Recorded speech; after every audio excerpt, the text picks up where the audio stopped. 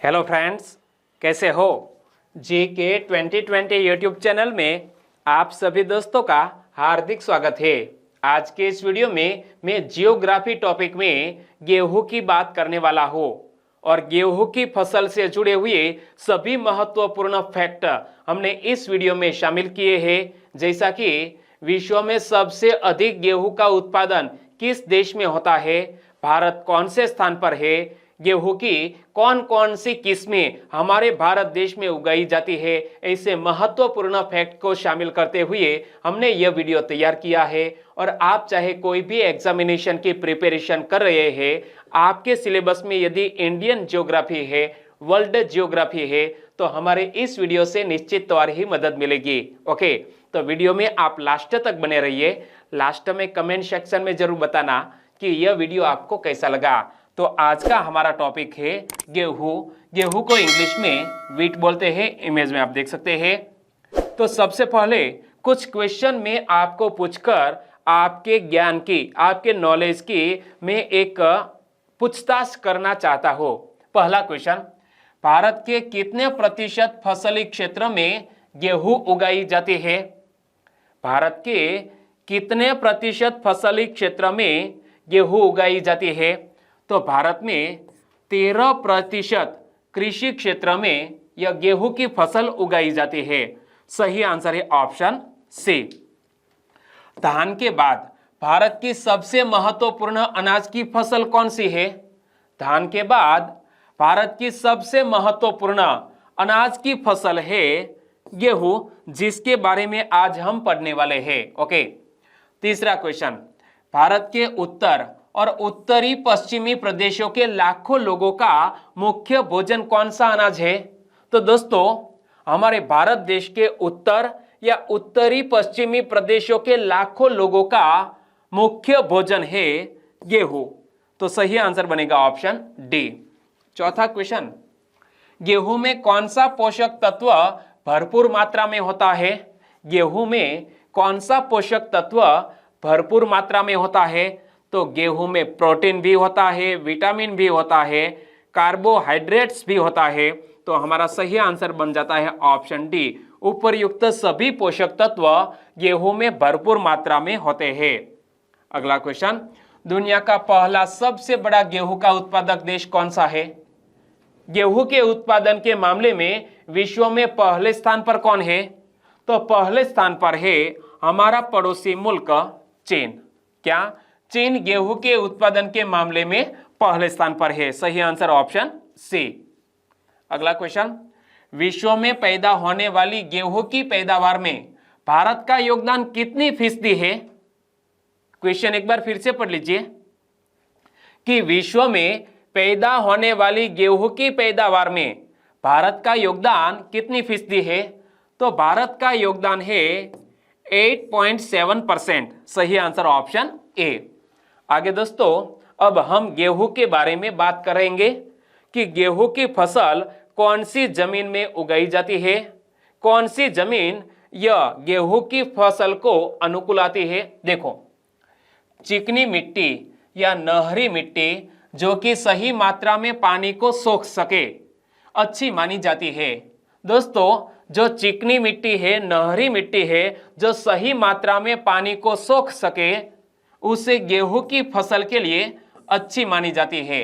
भारी मिट्टी वाले सूखे क्षेत्र जिनमें पानी के निकास का पूरा प्रबंध हो, ऐसी भूमि में भी यह गेहूं की खेती अच्छे तरह से की जा सकती है। क्वेश्चन, गेहूं का साइंटिफिक नेम क्या है? बताइए। जो कि मैंने आपको बताया नहीं है, लेकिन यदि आपको याद है कि गेहूं का वैज्ञानिक नाम क्या है, गैस कर लिया? ओके, मैं बता देता हूं। गेहूं का साइंटिफिक नेम है ट्रिटिकम एस्टिवम। क्या? ट्रिटिकम एस्टिवम गेहूं का साइंटिफिक नेम है। और जिया मेज किसका साइंटिफिक नेम है? मक्का का। ओरिजा सातिवा किसका साइंटिफिक नेम है? ओरिजा सातिवा चावल का, यानी कि धान का साइंटिफिक नेम है। और मैं आपसे पूछना चाहूंगा कि सोरगम बाइकलर यह किसका साइंटिफिक नेम है? नीचे कमेंट सेक्शन में जरूर बताना। ओके, हम गेहूं की बात करते हैं। गेहूं का वैज्ञानिक नाम क्या है? Triticum aestivum.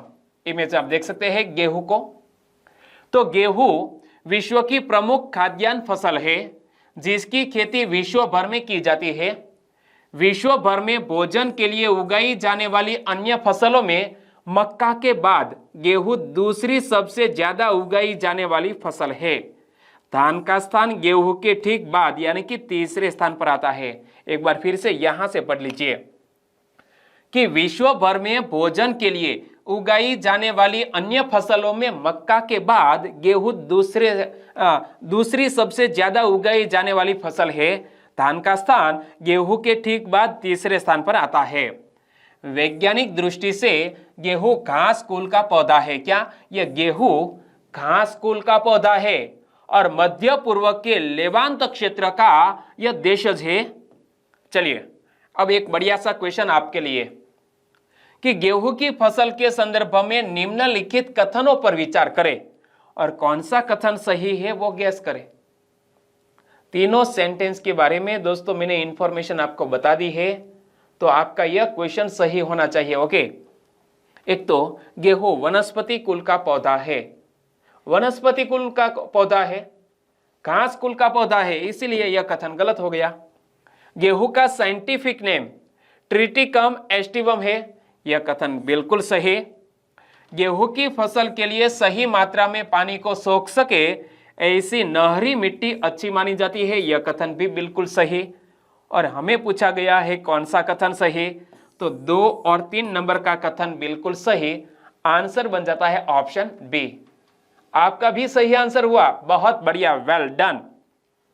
गेहूं के दाने और दानों को पीसकर प्राप्त हुआ आटा रोटी, डबल रोटी यानी कि ब्रेड, कुकीज, केक, दलिया, पास्ता, रस, सिवई, नूडल्स आदि बनाने के लिए प्रयोग किया जाता है। क्या दोस्तों? गेहूं को पीसकर आटा बनाया जाता है। आटे में से क्या क्या बनाया जाता है? रोटी, डबल रोटी यानी कि ब्रेड, कुकीज, केक, दलिया, पास्ता, रस, सिवई, नूडल्स आदि बनाने के लिए गेहूं का इस्तेमाल होता है। गेहूं का कीवन कर बियर, शराब, वोडका और जैव ईंधन बनाया जाता है। क्या?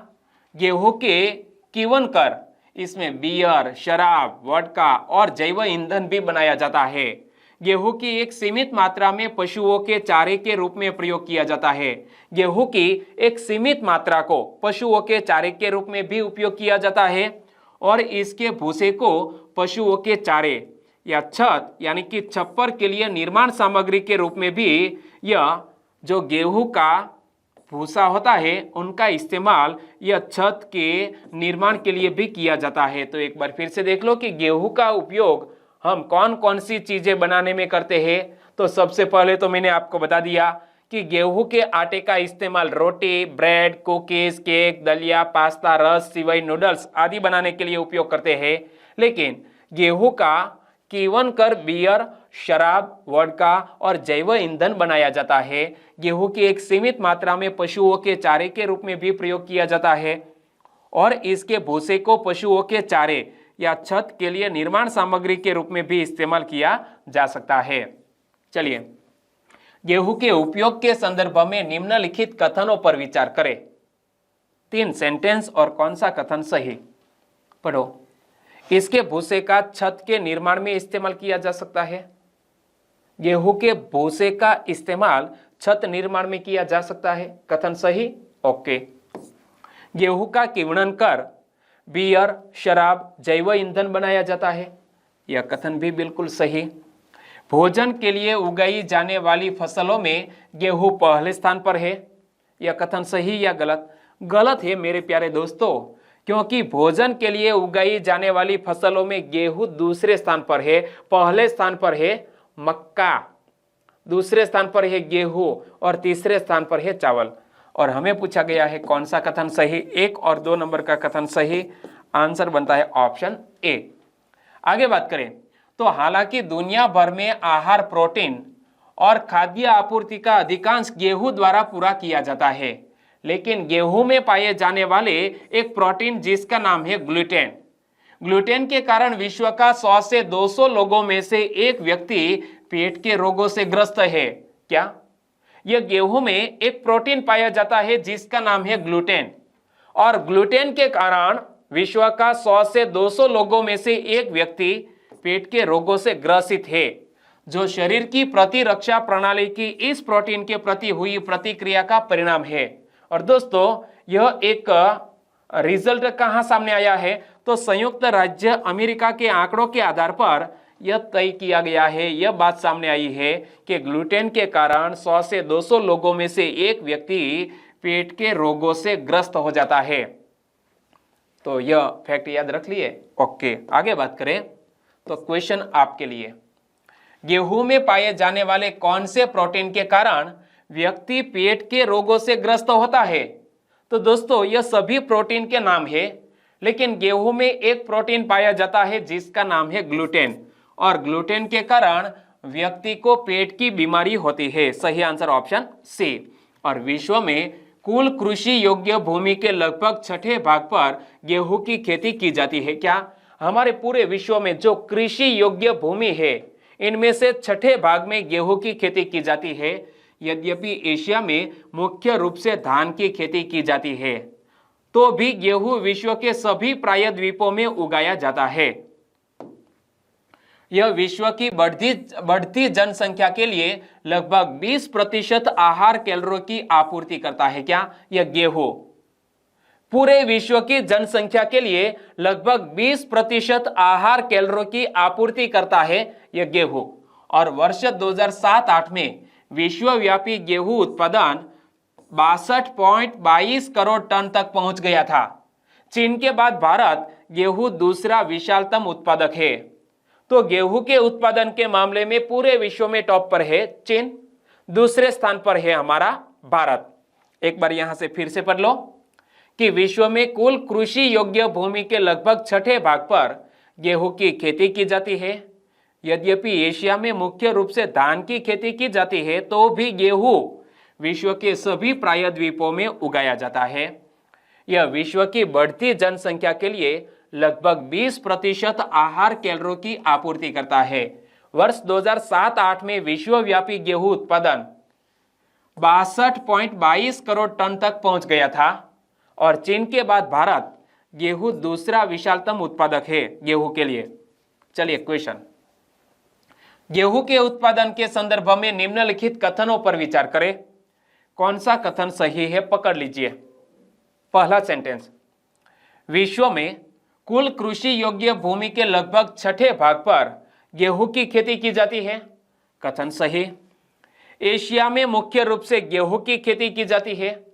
एशिया में मुख्य रूप से गेहूं की नहीं बल्कि धान की खेती की जाती है। यहां पर मैंने आपको बताया, देखो, यद्यपि एशिया में मुख्य रूप से धान की खेती की जाती है, तो दोस्तों दूसरा नंबर का जो सेंटेंस है वो हो गया गलत।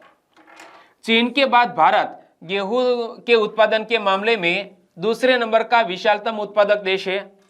तो जी हां, गेहूं के उत्पादन के मामले में चीन पहले स्थान पर, भारत दूसरे स्थान पर। तो यह कथन सही हो गया। और हमें पूछा गया है कौन सा कथन सही है, तो 1 और 3 नंबर का कथन सही आंसर बन जाता है ऑप्शन से। क्लियर। आगे बात करें तो गेहूं खाद्यान्न फसलों के बीच विशिष्ट स्थान रखता है। कार्बोहाइड्रेट और प्रोटीन गेहूं के 2 मुख्य घटक है। गेहूं में औसतन 11 से 12% प्रोटीन होता है।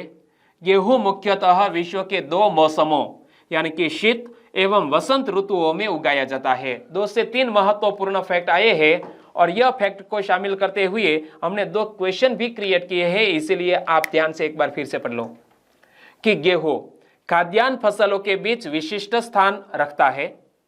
कार्बोहाइड्रेट और प्रोटीन गेहूं के 2 मुख्य घटक है। गेहूं में औसतन 11 से 12% प्रोटीन होता है, और गेहूं मुख्यतः विश्व के 2 मौसमों यानी कि शीत एवं वसंत ऋतुओं में उगाया जाता है। क्वेश्चन, गेहूं कौन सी ऋतुओं में उगाया जाता है? गेहूं शीत ऋतु एवं वसंत ऋतुओं में उगाया जाता है। अगला क्वेश्चन, गेहूं के 2 मुख्य घटक कौन से हैं? गेहूं के दो मुख्य घटक है कार्बोहाइड्रेट और प्रोटीन। तो सही आंसर ऑप्शन बी। आगे बात करते हैं गेहूं की किस्मों की। इनमें से एक किस्म का नाम है सोनालिका। इमेज आप देख सकते हैं। यह एक जल्दी पकने वाली छोटे कद वाली गेहूं की किस्म है जो कि बहुत सारे हालातों के अनुकूल है। इसके दाने सुनहरी होते हैं, इमेज में आप देख सकते हैं, और इसकी बुआई पीछे तक की जा सकती है। क्या बाद में भी इसकी बुआई की जा सकती है और यह फंगस की बीमारियों से रहित होती है। तो कम से कम इतना तो याद रख लेना चाहिए कि सोनालिका निम्न में से कौन सी फसल की एक किस्म है। तो सोनालिका कौन सी फसल की एक किस्म है? गेहूं की फसल की। तो सही आंसर बनेगा ऑप्शन सी। और दोस्तों, विभिन्न राज्यों में विभिन्न किस्म के गेहूं उगाए जाते हैं। और दोस्तों, यहां मैं आपसे इनमें से कुछ प्रमुख फसलों की बात करूंगा। तो आगे एक फसल की किस्म का नाम है कल्याण सोना। कल्याण सोना भी गेहूं की ही एक किस्म है।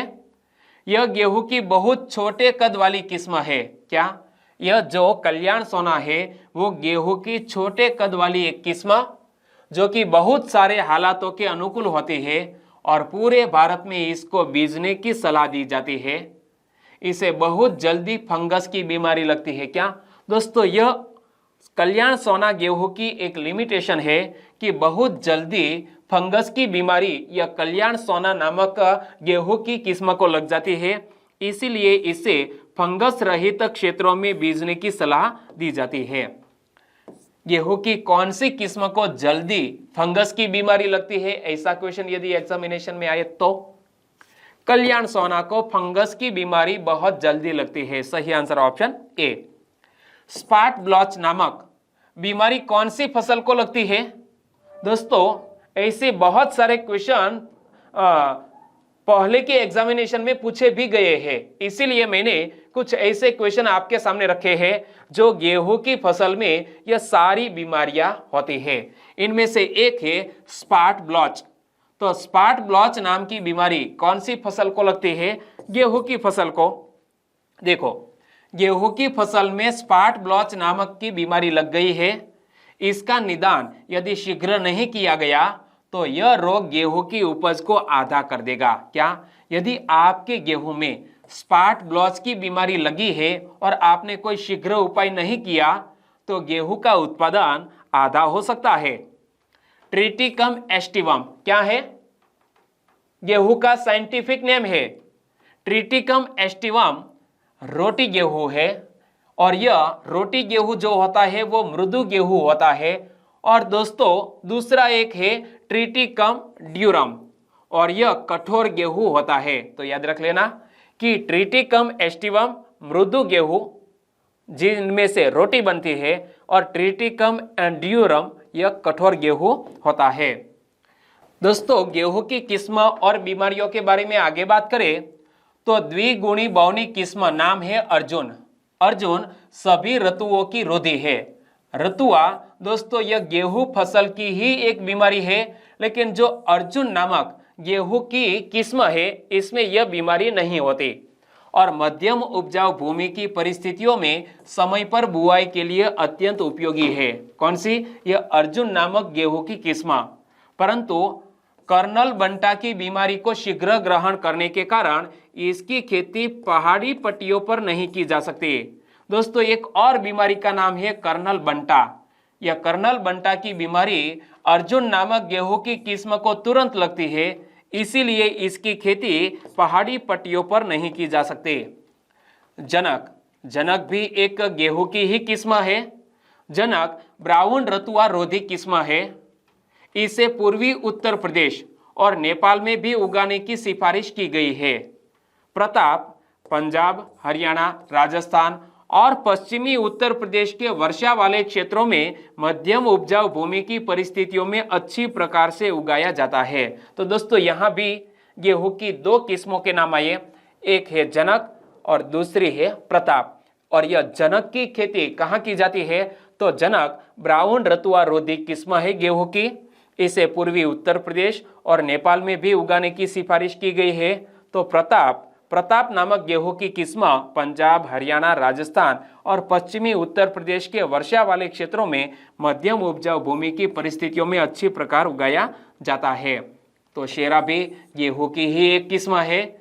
शेरा ने मध्य भारत व कोटा और राजस्थान के उदयपुर मंडल में पीछे अधिक उपजाऊ भूमि की परिस्थितियों में उपज का अच्छा प्रदर्शन किया है। किसने? शेरा ने। तो यहां से भी एक क्वेश्चन कि जनक, प्रताप और शेरा निम्न में से किस फसल की किस्मों के नाम है? तो दोस्तों जनक, प्रताप और शेरा यह गेहूं की ही किस्मों के नाम है। सही आंसर ऑप्शन सी। गेहूं की अच्छी पैदावार के लिए मटियार मुदुट भूमि सबसे अच्छी रहती है। कैसी? गेहूं की अच्छी पैदावार के लिए मटियार दोमट भूमि सबसे अच्छी रहती है, किंतु यदि पौधों को संतुलित मात्रा में खुराक देने वाली पर्याप्त खाद दी जाए व सिंचाई आदि की व्यवस्था अच्छी हो तो हल्की भूमि से भी पैदावार ली जा सकती है। ऐसा नहीं कि अच्छी भूमि ही यह गेहूं की फसल के लिए चाहिए, लेकिन यदि पौधा को संतुलित मात्रा में खुराक देने वाली पर्याप्त खाद दी जाए और सिंचाई आदि की व्यवस्था अच्छी हो तो हल्की भूमि में भी यह गेहूं फसल की अच्छी तरह से पैदावार ले सकते हैं। क्षारीय एवं खारी भूमि गेहूं की खेती के लिए अच्छी नहीं होती। जिस भूमि में पानी भर जाता हो वहां भी गेहूं की खेती नहीं करनी चाहिए। दोस्तों धान की खेती गेहूं की खेती से बिल्कुल विपरीत है, क्योंकि जहां पर पानी भर जाता है वैसी जगह पर हम धान की खेती तो कर सकते हैं, लेकिन गेहूं की खेती नहीं कर सकते। चलिए क्वेश्चन, गेहूं की खेती के संदर्भ में निम्नलिखित कथनों पर विचार करें और कौन सा कथन सही है वो गैस करें। पहला सेंटेंस, सिंधु घाटी की सभ्यता में गेहूं की खेती हो रही थी। क्या दोस्तों आपने कहीं हिस्ट्री में पढ़ा था कि जो इंडस वैली सिविलाइजेशन के जो स्थान प्राप्त हुए हैं वहां गेहूं की खेती की जाती थी? सोचिए, आगे मैं बात करने वाला हूं। दोस्तों यह कथन बिल्कुल सही है, क्योंकि सिंधु घाटी सभ्यता में गेहूं की खेती की जाती थी, उनके साक्ष्य भी प्राप्त हुए हैं। जिस भूमि में पानी भर जाता हो वहां भी गेहूं की खेती नहीं करनी चाहिए। जिस भूमि में पानी भर जाता हो वहां गेहूं की खेती नहीं करनी चाहिए, यह कथन सही हो गया। क्षारीय भूमि गेहूं की खेती के लिए अच्छी नहीं होती है। दोस्तों क्षारीय भूमि गेहूं की खेती के लिए अच्छी नहीं होती है, यह कथन भी सही हो गया।